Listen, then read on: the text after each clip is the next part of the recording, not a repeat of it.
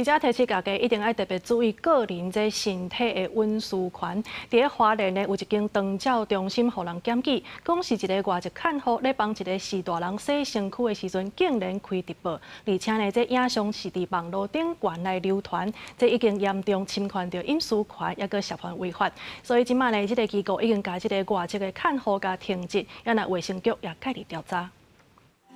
坐伫轮椅顶悬行动不便的这个老阿伯，当要洗粪丝，不过这个为菲律宾来的外籍照护员却开直播，甲过程公开，主动时就引起真侪网友的不满。有国内的照护员讲，外籍的照护员开直播已经是真正常的代志。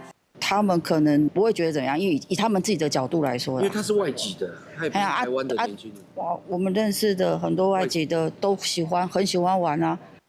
长照机构接到消息了后，随甲这个外籍照护员停职。 嘛开始调查，伊到底翕偌济这款直播的影片。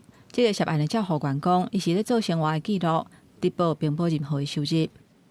该名照服员声称，他对于这件事情其实是不知道，可能会涉及相关的法令。那我们也主动的联系，就是昨天接受这位照服员照顾的相关著名的家属。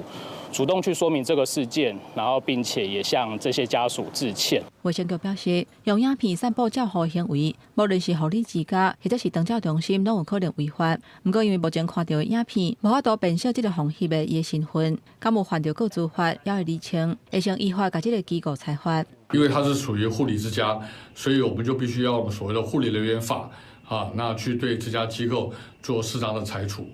那目前的依照法则的话，大概是处6000到3万元。根据调查，这个外籍照护员伫护理之家上班差不多2年外，主要负责住民的生理清洁、生活甲食饭等照的服务。目前这间机构拢总有56个照护员，外籍的占23个。目前嘛伫咧厘清其他的照护员感受相关的情形。记者综合报道。